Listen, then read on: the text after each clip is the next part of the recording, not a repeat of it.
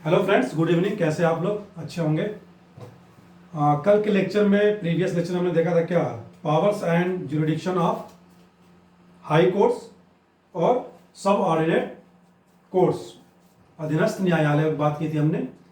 अधीनस्थ न्यायालयों के स्ट्रक्चर की बात की थी। आज का जो हमारा टॉपिक है वो क्या है, संघ राज्य क्षेत्र या केंद्र शासित प्रदेश, यूनियन टेरिटरी। ठीक है, यूनियन टेरिटरी की जो बात की गई, प्रोविजन किया गया कॉन्स्टिट्यूशन में, वो किस भाग में रखा गया है कॉन्स्टिट्यूशन के?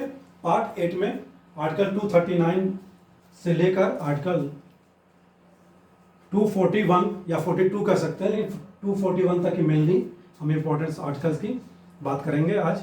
ओके, तो यूनियन टेरिटरी, संघ राज्य क्षेत्र क्या होते हैं, क्या तात्पर्य है संघ राज्य क्षेत्र से या केंद्र शासित प्रदेशों से? वे क्षेत्र जिन पर क्या है, केंद्र सरकार द्वारा प्रशासित किए जाते हैं, या जिस पर क्या है, डायरेक्ट कंट्रोल किसका होता है? केंद्र सरकार का।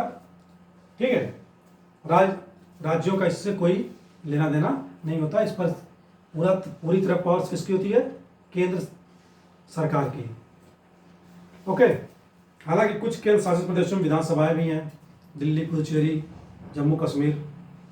ओके, तो राष्ट्रपति द्वारा इस पर संघ सरकार क्या है, राष्ट्रपति के माध्यम से, या और राष्ट्रपति क्या है, अपने प्रशासकों के माध्यम से, एडमिनिस्ट्रेशन के माध्यम से, एडमिनिस्ट्रेटर्स के माध्यम से क्या है, इन क्षेत्रों का प्रशासन संचालित करता है।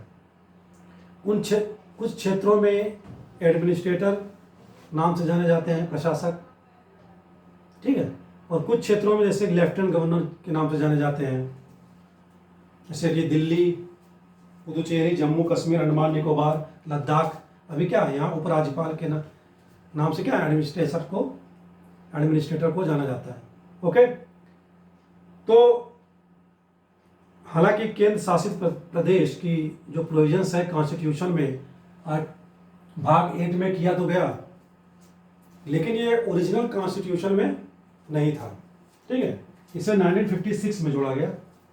ओके, लेकिन जब इंडिया स्वतंत्र हुआ, इंडिपेंडेंस हुआ, उसके पहले क्या था, ब्रिटिश रूल था इंडिया पर।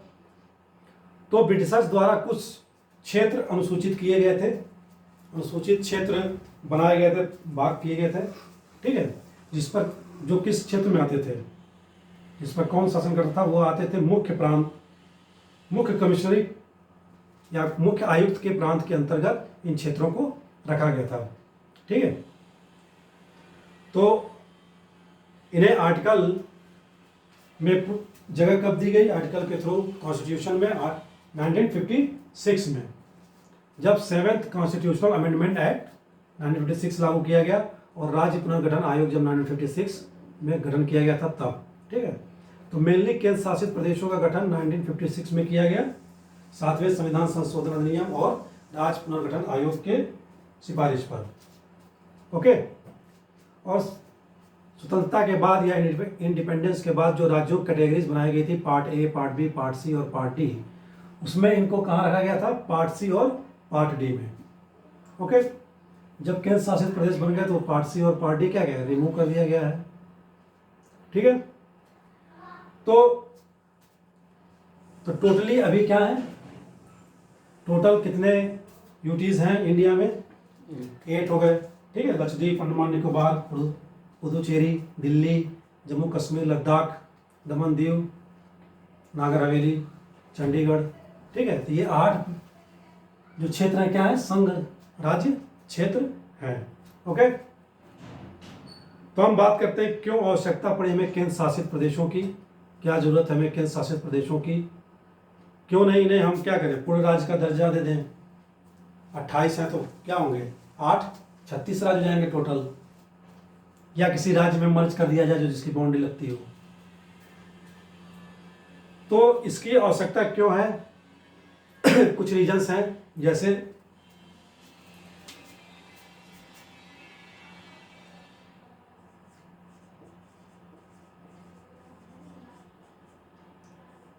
आवश्यकता क्यों है।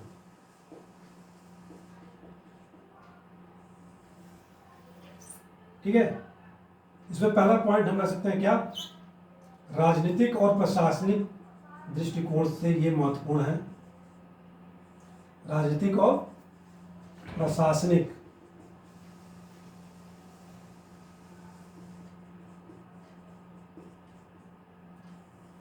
ठीक है, पॉलिटिकल और एडमिनिस्ट्रेशन के जो विजन है, दृष्टिकोण से क्या है, ये काफ़ी महत्वपूर्ण होते हैं। इनकी दक्षता, प्रशासनिक दक्षता है, उनकी जरूरत पड़ती है।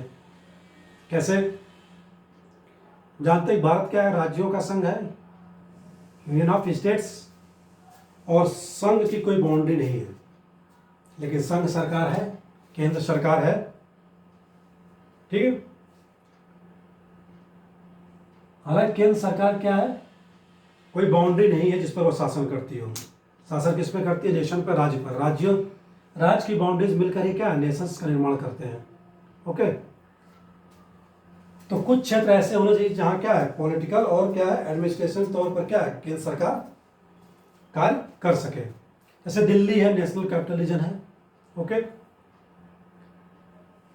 G20 अभी हेल्ड किया गया, दिल्ली में हुआ। अगर इसे पूर्ण राज्य का दर्जा दे दिया जाए, दिल्ली में पुलिस, लोक व्यवस्था और क्या है, भूमि केंद्र सरकार के पास है।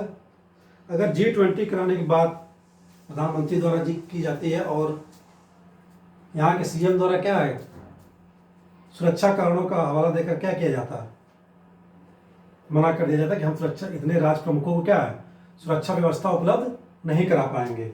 अगर ये सारे, अगर दिल्ली क्या होता, पूर्ण राज्य का दर्जा होता, भूमि, लोक व्यवस्था और क्या है, पुलिस दिल्ली सरकार के हाथ में होती, तो ऐसे में केंद्र सरकार कहाँ कार्य करती है अपना राजनीतिक दृष्टिकोण से और प्रशासन के हिसाब से, उसके तो कोई जगह ही नहीं है।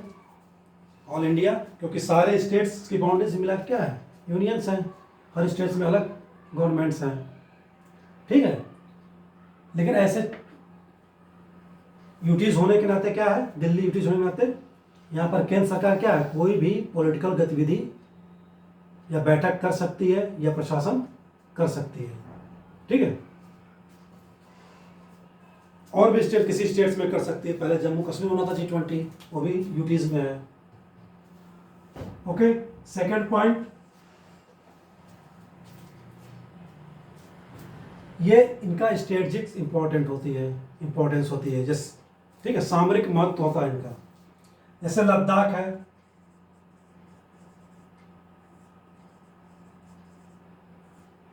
ठीक है, J&K है, लद्दाख है, ठीक है, अंडमान एंड निकोबार द्वीप समूह है, लक्षद्वीप है। ओके, तो जम्मू और कश्मीर की जो रणनीतिक महत्व लद्दाख का क्या है, बॉर्डर इसके कहाँ मिलते हैं, 2 एनिमी कंट्रीज हमारे, किससे, पाकिस्तान और चाइना से। तो अगर इस पर पूर्ण नियंत्रण केंद्र सरकार का नहीं होगा, राज्यों का होगा, तो क्या है, भारत की एकता, अखंडता क्या है, प्रभाव पड़ सकता है। अंडमान निकोबार है, तो अंडमान निकोबार के जो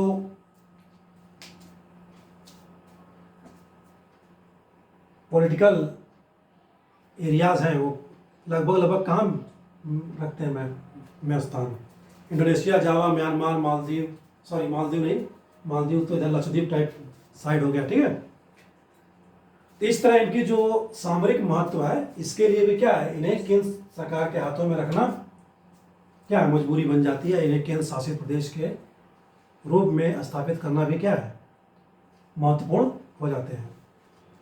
तीसरा, ये जो क्षेत्र हैं भिन्न भिन्न हर जगह, इनका एक अपना कल्चर है।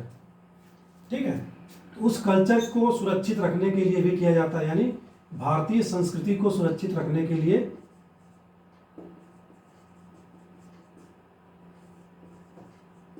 भारतीय संस्कृति को सुरक्षित रखने के लिए। ठीक है,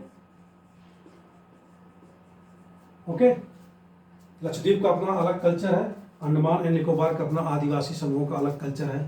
ठीक है, इसी तरह लद्दाख का है, बहुत ज़्यादा है लद्दाख में। ठीक, तो भारतीय संस्कृति में जो विविधता है उनको क्या है, सुरक्षित रखा जाए। दूसरे स्टेट्स में मर्ज कर दिया जाएगा तो क्या होगा, पॉपुलेशन वहाँ पर ओवर रूल्ड हो जाएंगी, एक दूसरे से क्या करेंगी, ओवरलैप कर जाएंगी, खतरा भी हो सकता है इनकी संस्कृति को। फोर्थ पॉइंट कि ये जो इनका भूमि क्षेत्र होता है काफी छोटा होता है।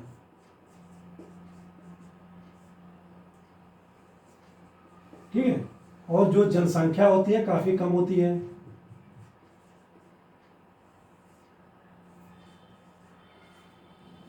जो इनका एरिया है और जो इसमें जनसंख्या निवास करती है उसमें क्या है, ये काफी कम मात्रा में होते हैं, इसलिए इनका भी क्या है, संरक्षण जरूरी है। पॉपुलेशन इतने ग्रुप्स के हो सकते हैं। ठीक है, जैसे अंडमान निकोबार में देखा कि आदिवासी समूह के लोग रह रहे हैं, कल्चर उनका अलग है, जनसंख्या भी कम बची हुई है। ओके, भूमि क्षेत्र भी कम है। तीसरा पांचवा पॉइंट जो इसमें बात करती है, सुरक्षा के लिए भी एक क्या है, सुरक्षा व्यवस्था है, इंपॉर्टेंस है। सुरक्षा व्यवस्था हेतु क्या है, महत्वपूर्ण है। इनकी स्थिति देखी जाए तो ये कहाँ कहाँ देखिए, बॉर्डर के किनारे हैं, लद्दाख, जम्मू कश्मीर, दमन दीवी, कच्छ की खाड़ी में लक्षद्वीप, मालदीव साइट्स और अंडमान निकोबार क्या है, और देशों से लगे हुए हैं। अगर इन्हें पूरी स्वतंत्रता दे दी जाएगी, राज्य बना दिए जाएंगे तो क्या होगा, केंद्र सरकार का इस पर आधिपत्य नहीं होगा, तो क्या है, राज्य कुछ भी कदम उठा सकते हैं अपने क्षेत्र में, किसी भी देश के साथ क्या है, जा सकते हैं। तो इन सब कारणों से क्या हमें क्या है, एक यूनियन टेरिटरी की आवश्यकता पड़ती है केंद्र सरकार को। ओके, तो ये हो गई हमारा पॉइंट सारे, आवश्यकता क्यों है हमें यूनियन टेरिटरी की। ओके, तो अब इससे रिलेटेड जो संवैधानिक प्रावधान 1956 में 7th कॉन्स्टिट्यूशन अमेंडमेंट के तहत किया गया, 239 से लेके 241 तक, उस पर हम लोग क्या करेंगे, क्रमवार डिस्कस करते हैं, बात करते हैं। आर्टिकल 239 बात करता है केंद्र शासित प्रदेश पर राष्ट्रपति द्वारा शासन, किसके माध्यम से, प्रशासक द्वारा। जो प्रशासक राष्ट्रपति द्वारा नियुक्त किया जाएगा उसके द्वारा क्या है, राष्ट्रपति शासन करेगा या प्रशासित करेगा।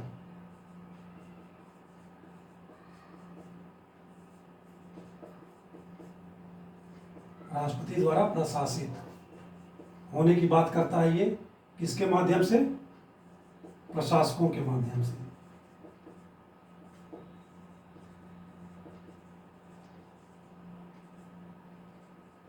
ठीक है, लेकिन ऐसा करते समय क्या है, राष्ट्रपति ध्यान रखेगा क्या कि जो संविधान में प्रोविजंस किए गए हैं यूटी से रिलेटेड, और या संसद कानून बनाती है, नियम बनाती है, उसके अधीन ही प्रशासन किया जाए। ठीक है, उसके बाहर नहीं। ओके, ये तो फर्स्ट पॉइंट हो गया इसमें। सेकंड पॉइंट क्या कहता है, आर्टिकल 239 में क्या प्रोविजंस है कि राष्ट्रपति क्या कर सकता है, किसी यूनियन टेरिटरी से लगे या नजदीकी जो निकटवर्ती राज्य है उसके राज्यपाल को यूटी का प्रशासक नियुक्त कर सकता है, कर सकेगा। ठीक है, और वह राज्यपाल क्या है, संबंधित राज्य का जहां का वह राज्यपाल है उसकी मंत्रि परिषद के सिवाय कार्य करेगा। ठीक है, जैसे महाराष्ट्र का राज्यपाल है, दमन दीव नगर दादर नगर हवेली है। ठीक है, वहां कोई प्रशासक नहीं है तो क्या करेगा, राष्ट्रपति कर सकता है क्या कि जो महाराष्ट्र के राज्यपाल हैं उनको प्रशासक नियुक्त कर सकता है, कहाँ का, दमन एवं दीव का। और दमन एवं दीव का कार्य जब वो करेगा तो जो मंत्रि परिषद है या महाराष्ट्र की, उसके सलाह के बिना ही कार्य करेगा। ओके, वहाँ की मंत्रि परिषद ये नहीं कह सकती कि हमारे यहाँ के राज्यपाल है, वहाँ कार्य कर रहे हैं तो यहाँ वहाँ भी क्या है, हमारी सलाह माननी आवश्यक है। ठीक है, राज्यपाल का प्रशासक के रूप में नियुक्त करना। ठीक है, दूसरा पॉइंट ये बात करता है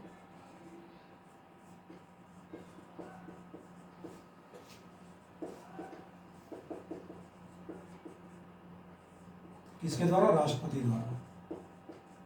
ठीक है, तो किसी निकटवर्ती राज्य के राज्यपाल को राष्ट्रपति क्या कर सकता है, किसी यूनियन टेरिटरी का प्रशासक नियुक्त कर सकता है। ओके, और वह अपनी मंत्रिपरिषद के सलाह के बिना क्या करेगा, कार्य करेगा। ये हो गए प्रोविजंस आर्टिकल 239 में। अब हम बात करेंगे आर्टिकल 239 ए। ठीक है, आर्टिकल 239 ए, जाहिर सी बात है 239 ए है तो इसे जोड़ा गया हुआ किसी न किसी अमेंडमेंट के तहत, कॉन्स्टिट्यूशनल अमेंडमेंट के तहत इसे जोड़ा गया था। कब? 14th constitutional amendment act 1962। ठीक है, क्या बात की गई इसमें?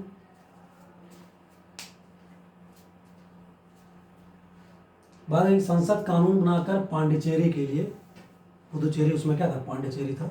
2006 में पुदुचेरी, पांडिचेरी का नाम बदल कर पुदुचेरी किया गया 2006 में, कि संसद कानून बनाकर पांडिचेरी के लिए क्या कर सकेगी, एक विधानमंडल,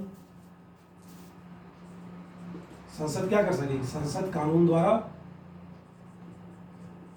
पांडिचेरी हेतु राज्य विधानमंडल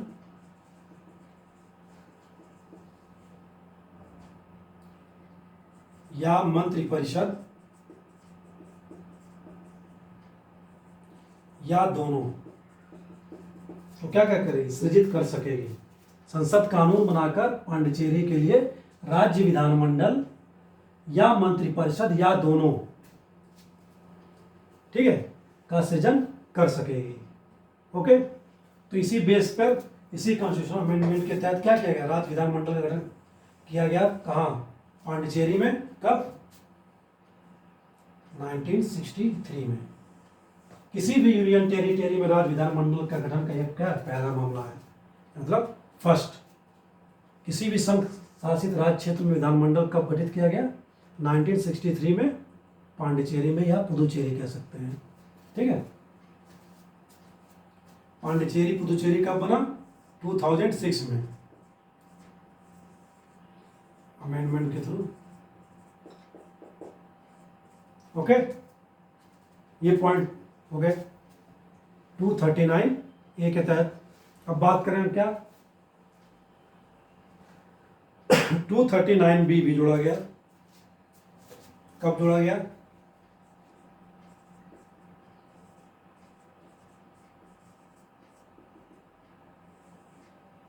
इसे जोड़ा गया 27 कॉन्स्टिट्यूशनल अमेंडमेंट एक्ट 1971 द्वारा। क्या प्रोविजंस किया गया 1971 में पांडिचेरी हेतु। अभी ये पांडिचेरी की बात चल रही है, ठीक है। तो पुदुचेरी है तो क्या प्रोविजंस किया गया 239 बी में, जो प्रशासक है उसके लिए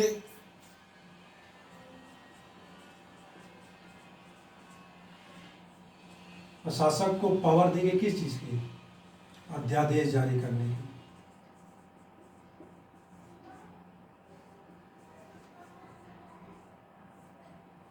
ठीक है, प्रशासक को पावर्स दी गई अध्यादेश जारी करने की, लेकिन कब, राष्ट्रपति की सहमति के बाद। तो पांडिचेरी का प्रशासक क्या है, अध्यादेश जारी कर सकता है,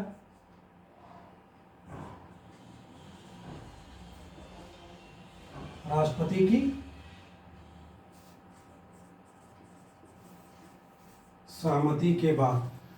ठीक है, 1971 में इस प्रोविजंस को 239 बी के तहत क्या किया, जोड़ा गया। लेकिन अध्यादेश कब जारी किया जाता है, हमने अध्यादेश ऑर्डिनेंस की बात की थी प्रेसिडेंट ऑफ इंडिया चैप्टर में भी। कब, जब विधानसभा सत्र में ना हो। ठीक है, विधानसभा का यहाँ गठन कर दिया गया विधानमंडल के रूप में। ठीक है, 1970 में बात की गई क्या कि अध्यादेश जारी कब कर सकेगा प्रशासक, जब विधानसभा सत्र में ना हो और तत्काल क्या हो, किसी विषय पर कानून की या लॉ की विधि की आवश्यकता, अधिनियम की आवश्यकता हो, तब क्या है राष्ट्रपति की सहमति लेने के बाद प्रशासक क्या कर सकेगा? अध्यादेश जारी कर सकेगा। यह अध्यादेश की जो शक्ति होती है वो राज्य विधानमंडल द्वारा बनाए गए कानून की तरह ही क्या होती है? उसी के बराबर ही होती है। फिर इसमें बात क्या की गई? जब विधानसभा सत्र में वापस आएगी या सत्र शुरू होगा, जिस तिथि को सत्र शुरू होगा, तो अगर विधानसभा इस अध्यादेश को क्या करती है? स्वीकार कर लेती है या अस्वीकार करती है, तो ऐसी स्थिति में क्या होगा? स्वीकार करेगी तो ये कानून का रूप धारण कर लेगा या नियम बन जाएगा। अस्वीकार करेगी तो यह कुछ काम नहीं करती। स्वीकार अस्वीकार कोई बात ही नहीं करती, पड़ा हुआ है। तो क्या होगा? जिस दिन सत्र शुरू हुआ विधानसभा का, उस तिथि से कितने दिन या कितने वीक बाद अध्यादेश पुनः निरस्त हो जाता है, निष्प्रभावी हो जाता है अपने आप स्वतः। 6 वीक्स यानी 42 डेज। ठीक है। विधानसभा के सत्र में आने के बाद 6 सप्ताह यानी कि 42 डेज बाद क्या है? स्वतः क्या है? निष्प्रभावी हो जाता है या निरस्त हो जाएगा। ओके, ये हो गया 239B, प्रशासक को अध्यादेश जारी करने से रिलेटेड प्रोविजंस।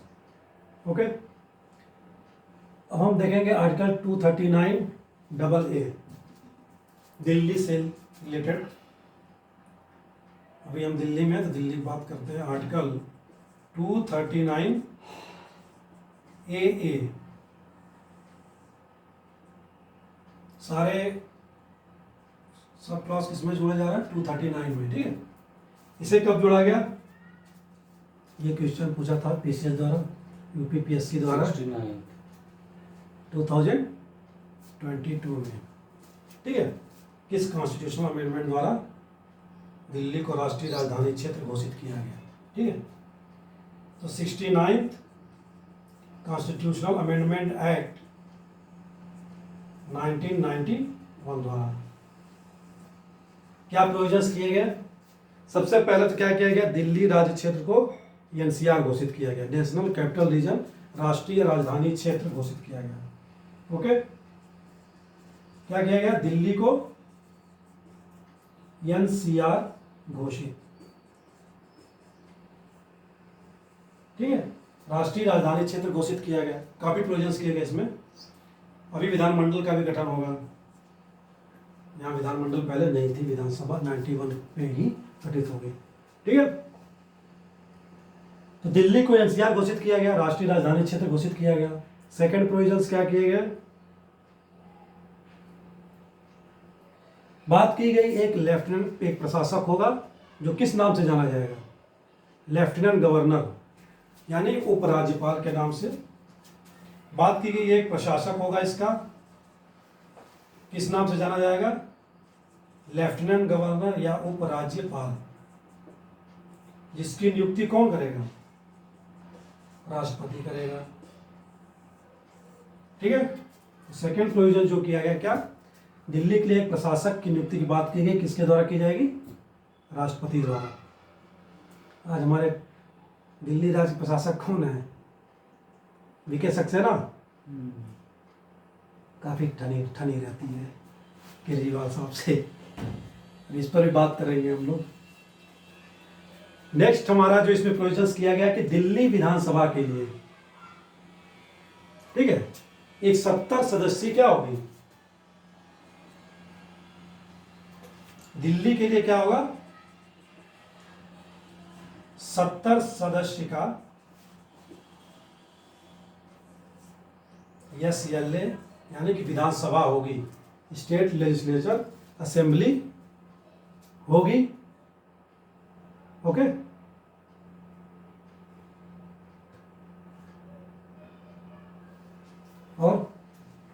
और आगे बात की गई कि क्या? कि जो दिल्ली के लिए एक 70 सदस्यीय विधानसभा होगी, जिसके कुल सदस्य के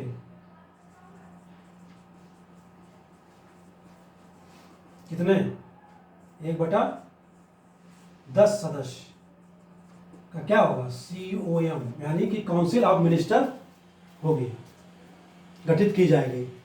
दिल्ली के लिए 70 सदस्यीय विधानसभा होगी, जिसके कुल सदस्यों का 1/10 यानी 7 क्या मंत्रिपरिषद होगी, काउंसिल ऑफ मिनिस्टर होगी, ठीक है, का गठन किया जाएगा। और जिसका प्रधान कौन होगा, COM का, मंत्रिपरिषद का प्रधान कौन होगा, केजरीवाल। CM होगा, मुख्यमंत्री होगा, ठीक है। ओके, नेक्स्ट प्रोविजन क्या किया गया, इसके आगे ही बढ़ चलते हैं। तो चीफ मिनिस्टर, दिल्ली का चीफ मिनिस्टर किसके द्वारा अपॉइंट किया जाता है, राष्ट्रपति। CM की नियुक्ति बात की गई, प्रोविजन किया गया कि क्योंकि राष्ट्रीय राजधानी क्षेत्र है, केंद्र शासित प्रदेश है, इसलिए यहाँ जो प्रोविजन रखा गया कि CM की नियुक्ति कौन करेगा, राष्ट्रपति करेगा, अपॉइंटमेंट राष्ट्रपति के द्वारा की जाएगी, ठीक है। हालांकि अदर स्टेट में क्या है, राज्यपाल द्वारा की जाती है अपॉइंटमेंट, ओके। और क्या है, CM की सिफारिश पर अन्य मंत्रियों की नियुक्ति राष्ट्रपति करेगा। अन्य मंत्रियों की नियुक्ति भी कौन करेगा, राष्ट्रपति। तो यहाँ के CM और मंत्रियों की नियुक्ति किसके द्वारा की जाती है, दिल्ली के राष्ट्रपति द्वारा, अदर स्टेट्स में राज्यपाल द्वारा, ओके। ये हो गया। नेक्स्ट पॉइंट जो इसमें बात की गई कि जो ये मंत्रिपरिषद है किसके प्रति लायबिलिटी होगी, कलेक्टिव लायबिलिटी किसके प्रति होगी, पीछे भी हम लोग देख चुके हैं लोकसभा में। मंत्रिपरिषद किसके प्रति क्या होगी, लायबिलिटी कलेक्टिव, विधान सभा के प्रति सामूहिक उत्तरदायित्व की बात कर रहा है, किसी एक की नहीं, सभी की। मतलब एक का उत्तरदायित्व होता है, इसका मतलब क्या है, सभी मंत्रिपरिषद में जितने सदस्य हैं उनका उत्तरदायित्व किसके प्रति है, विधानसभा के प्रति है, ओके। ये प्रोविजंस हो गए। इसमें जो लास्ट प्रोविजंस किया गया, जिसके लिए दिल्ली सरकार हमेशा मांग करती रहती है, पुलिस, क्या किया जाए, उनके हाथ में दे दिया जाए, ठीक है। नेक्स्ट प्रोविजन जिसमें किया गया, लैंड यानी भूमि, पुलिस और लोक व्यवस्था।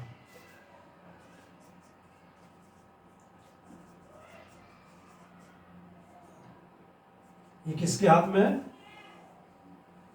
केंद्र सरकार की। बात की गई इसमें कि भूमि, पुलिस और लोक व्यवस्था के सिवाय, इनके सिवाय, ठीक है,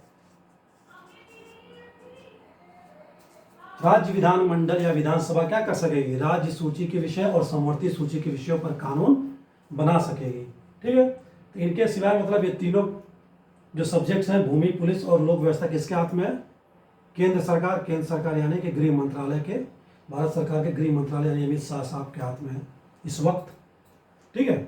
तो इतने सारे प्रोविजन जो है 239AA के तहत किए गए दिल्ली के लिए। 69th कॉन्स्टिट्यूशनल अमेंडमेंट 1991 के थ्रू। अब दिल्ली के लिए एक प्रोविजन और किया गया है। नेक्स्ट आर्टिकल पर देखते हैं हम लोग, क्या article 239AB, okay. Article 239AB, इसको भी किस कॉन्स्टिट्यूशनल अमेंडमेंट एक्ट के तहत जोड़ा गया था, इसी एक्ट के तहत, सॉरी इधर कहाँ है, इस एक्ट के तहत, ठीक है। 69th constitutional amendment act 1991। क्या बात की गई, क्या उपबंध है, क्या प्रोविजंस है कि अगर दिल्ली में संवैधानिक तंत्र विफल हो जाता है या संविधान के प्रोविजंस के हिसाब से क्या है, कॉन्स्टिट्यूशनल प्रोविजन के हिसाब से सरकार नहीं चल रही है, तो इसकी विधानसभा को भंग करने का अधिकार किसके पास है, विधानसभा डिसॉल्व कर दी जाएगी, राष्ट्रपति स्वयं भी कर सकता है, या राज्यपाल के परामर्श पर। ओके, तो अगर दिल्ली सरकार कॉन्स्टिट्यूशनल प्रोविजन के अनुसार अगर शासन प्रशासन नहीं चल रही है तो राष्ट्रपति स्वयं भी क्या कर सकता है, विधानसभा को डिसॉल्व कर सकता है, या राज्यपाल के परामर्श पर भी क्या है, दिल्ली की विधानसभा को डिसॉल्व कर सकता है, भंग कर सकता है। ये हो गया हमारे आर्टिकल 239 ए बी। ठीक है, तो इतने सारे प्रोविजन एक ही आर्टिकल में किए गए, 239 में ही जोड़े गए, A B A B. Okay, next जो हमारा आर्टिकल है राष्ट्रपति के शासन से रेगुलेशन से संबंधित है 240। कुछ क्षेत्रों पर क्या है, कुछ क्षेत्रों यानी कुछ यूटीज पर राष्ट्रपति को विनियम बनाने की शक्ति दी गई है, पावर्स दिए गए, रेगुलेशन दिए गए हैं, जो क्या है, संसद के कानून को भी निरस्त करने की शक्ति अपने आप में रखते हैं, या संशोधित अमेंडमेंट करने की शक्ति भी क्या है, उन क्षेत्रों में वो रखता है। कौन, राष्ट्रपति। राष्ट्रपति को विनियम बनाने की पावर है, रेगुलेशन बनाने की शक्ति दी गई है। किन क्षेत्रों में, कुछ यूटीज हैं, ठीक है, वो यूटीज जो सामरिक महत्व के होंगे ज्यादा, जैसे लक्षद्वीप, ठीक है, अंडमान एंड निकोबार द्वीप समूह,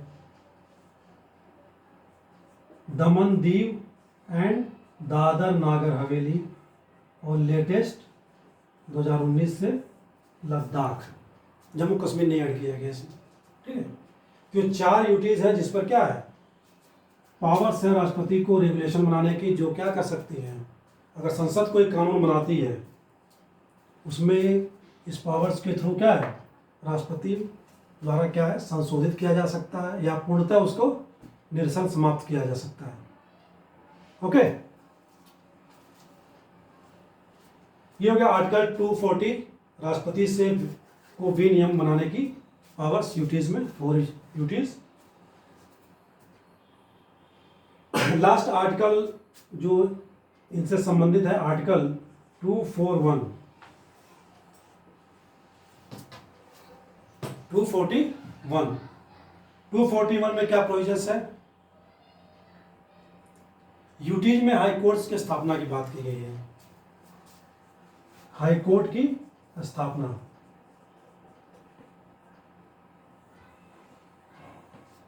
ठीक है, तो हाई कोर्ट की स्थापना कौन करेगा, राष्ट्रपति, सीजेआई, पार्लियामेंट, या पार्लियामेंट, संसद द्वारा। इसमें जो प्रोविजंस किया गया है कि संसद कानून बनाकर किसी संघ राज्य क्षेत्र में क्या कर सकेगी, हाई कोर्ट स्थापित कर सकेगी, या किसी राज्य क्षेत्र के हाई कोर्ट की अधिकारिता या ज्यूरिडिक्शन को क्या कर सकेगी, किसी यूटीज पर स्थापित कर सकेगी। ठीक है, तो अलग से हाई कोर्ट की स्थापना भी की जा सकती है यूटीज के लिए। ओके, जैसे कि दिल्ली में 1966 में हाई कोर्ट की स्थापना की गई थी। दिल्ली में कब बना था, 1966, दिल्ली हाई कोर्ट। क्योंकि जम्मू कश्मीर पूर्ण राज्य था, तो यहाँ भी अभी क्या है, हाई कोर्ट्स हैं। 2 स्टेट्स ऐसे हैं जिनके अपने क्या है, हाई कोर्ट्स हैं, दिल्ली और जम्मू कश्मीर। किसी दूसरे राज्य क्षेत्र के हाई कोर्ट के क्या है, संसद ज्यूरिडिक्शन को क्या करेगी, स्थापित कर सकेगी। जैसे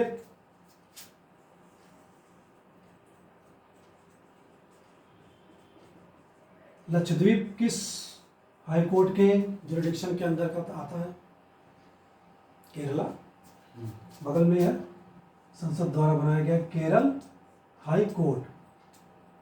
Andaman and Nicobar, Calcutta high court. Puducherry, Tamil Nadu, Madras high court, उसको मद्रास हाई कोर्ट कहते हैं, नाम उसका भी मद्रासी है। और चंडीगढ़, पंजाब और Haryana high court, Punjab and Haryana high court. और लेटेस्ट में बात करें किसकी, लद्दाख किसके अधीन आता है, J&K हाई कोर्ट। ठीक है, यही बात की गई आर्टिकल 240 में कि किसी अदर राज्य क्षेत्र के हाई कोर्ट की अधिकारिता या जुरिडिक्शन को किसी संघ राज्य क्षेत्र पर कौन स्थापित कर सकता है, संसद, या अलग से भी हाई कोर्ट की स्थापना की जा सकती है। ओके, तो ये हो गया हमारे आर्टिकल्स के थ्रू यूटीज की बात।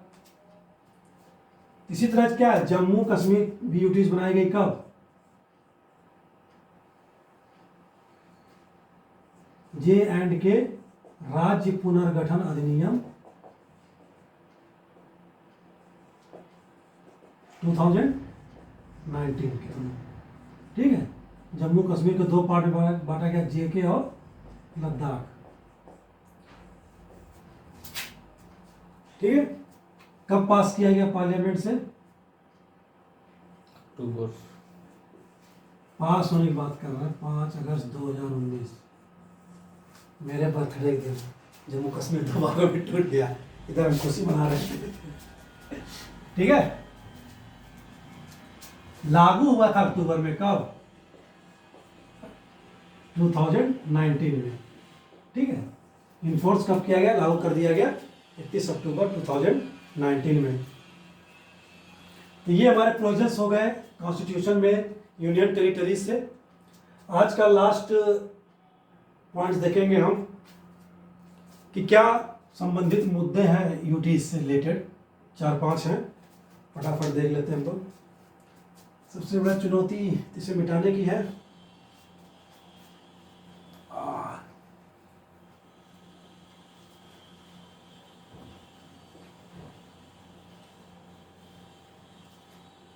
जम्मू कश्मीर राज्य पुनर्गठन अधिनियम 2019 के थ्रू क्या किया गया, इस जो स्पेशल स्टेटस था जम्मू कश्मीर का,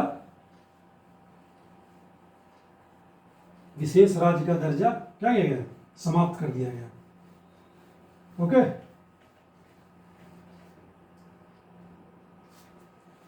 अभी हम देखेंगे कि यूटीज से रिलेटेड जो भी मुद्दे हैं, 4-5 मुद्दे, इशूज, उसकी बात कर लेते हैं। फिर आज की क्लास में आज इतना ही एंड करेंगे।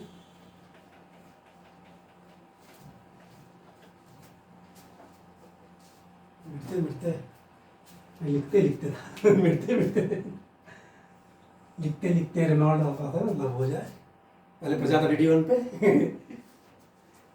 तो बात यहाँ मिटाते मिटाते हाथ दर्द हो जाता है।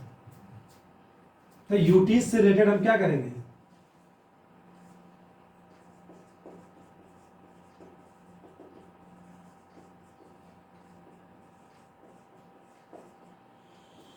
कुछ मुद्दे हैं, जैसे पूर्ण स्टेट की मांग की जाती है। ठीक है, फर्स्ट पॉइंट इसमें क्या, राज्य की मांग। समय समय पर क्या है, दिल्ली उल्ली और अदर भी स्टेट, जैसे भी जम्मू कश्मीर के द्वारा 2019 में किया गया, लेकिन अभी क्या है, फिर से मांग की जा रही है क्या, कि पूर्ण स्टेट का दर्जा वापस दे दिया जाए जम्मू कश्मीर को। ये एक मुद्दा है। दूसरा मुद्दा क्या है, समय पर चुनाव ना होना। 3 जगह विधानसभा है। लेटेस्ट एग्जाम्पल जो हमारा है क्या, जम्मू कश्मीर 2019 के बाद अब तक क्या है, विधानसभा भंग है, चुनाव नहीं कराए गए हैं। ओके, एक चुनाव समय पर ना होना भी क्या है, यूटीज से रिलेटेड इश्यूज हैं। ओके, तीसरा है नियुक्ति का मामला।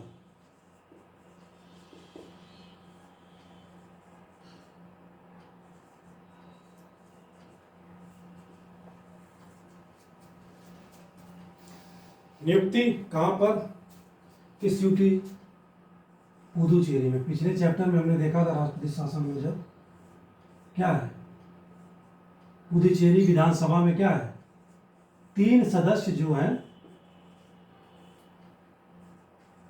केंद्र सरकार द्वारा मनोनीत किए जाते हैं।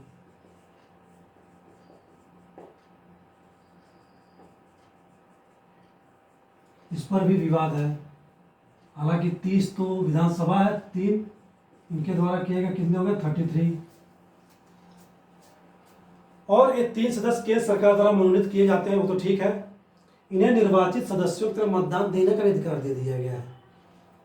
इसीलिए एक विवाद भी अभी सुप्रीम कोर्ट में आएगा।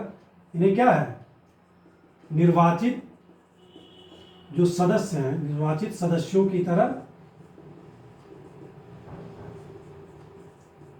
मतदान का अधिकार भी दिया गया है केंद्र सरकार द्वारा। और इस पर मुहर भी लगा देगा कौन, सुप्रीम कोर्ट। ठीक है, दे सकते हैं। कब, किस केस में, किस मामला है, विवाद है के लक्ष्मी नारायणन वर्सेस भारत संघ 2019, लेटेस्ट ही है, ज़्यादा पुराना नहीं है, इसलिए याद रखना जरूरी है। के लक्ष्मी नारायणन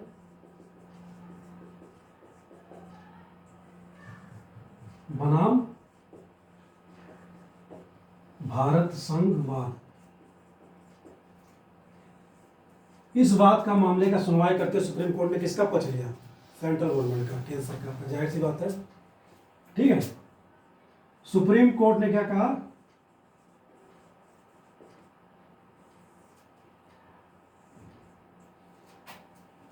बात ये चल रही थी कि अगर आप मनोनीत कर रहे हैं, चलिए ठीक है, लेकिन राज्य से परामर्श भी तो ले लीजिए। केंद्र सरकार ये मानने को तैयार नहीं थी, और इस पर मुहर भी किसने लगा दी, सुप्रीम कोर्ट ने, कि इनको मनोनीत करने के लिए, ठीक है, राज्य के परामर्श की आवश्यकता नहीं है।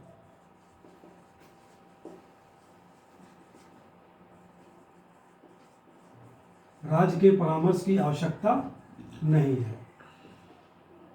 और दूसरा भी मुहर लगा दी इसमें कि इस पर सुप्रीम कोर्ट ने क्या, ये मतदान कर सकते हैं, निर्वाचित सदस्य की तरह जो अधिकार है मतदान कर सकते हैं।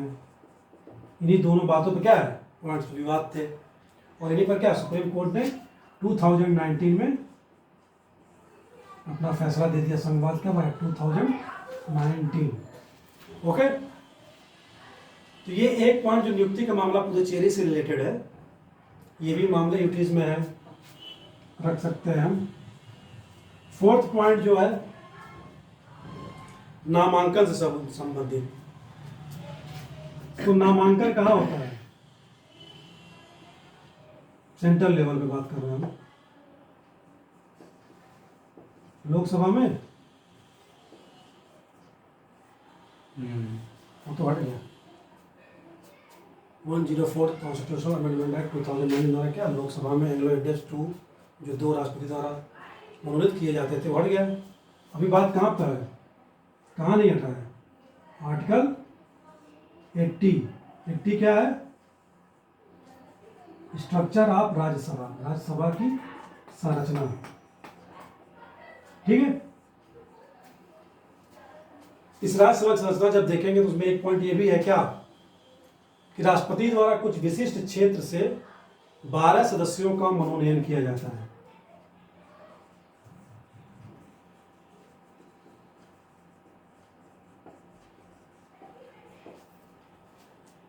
ठीक है, लेकिन कुछ यूटीज ऐसे हैं जहां से क्या है, राज्यसभा में प्रतिनिधित्व नहीं है।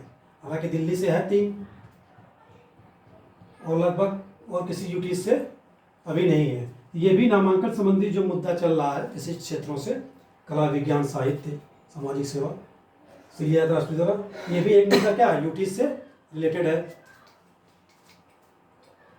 ओके, अब आते हैं हम लोग केजरीवाल और लेफ्टिनेंट गवर्नर वाला जो मुद्दा चल रहा है आजकल 2-3 साल से, परस्पर संघर्ष की भावना चलती रहती है, कौन बड़ा है। परस्पर संघर्ष,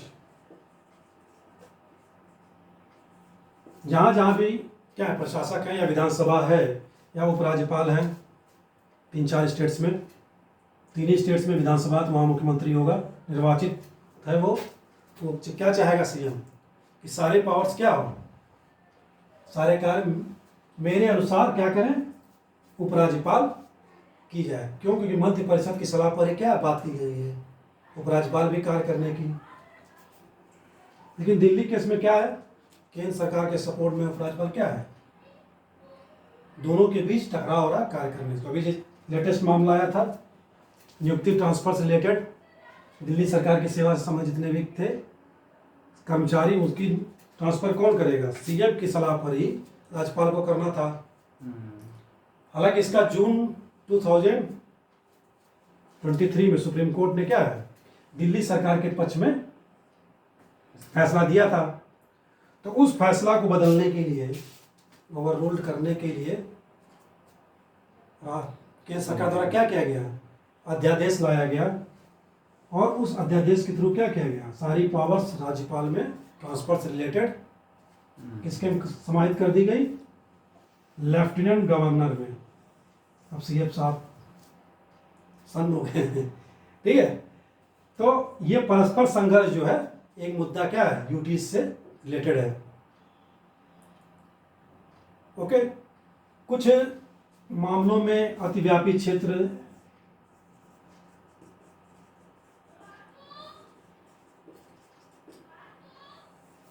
क्षेत्र का क्या किया जाता है, केंद्र शासित प्रदेशों का, उसमें कुछ ज़्यादा ओवररूल्ड क्षेत्र स्थापित कर दिए जाते हैं। इसके लिए एक एक्ट भी लाया गया था, केंद्र शासित सरकार अधिनियम 1963, ठीक है, 1963 में। क्या किया गया था, पुदुचेरी के लिए लाया गया था स्पेशल, मंत्रि परिषद के साथ एक विधानसभा का प्रावधान किया गया था।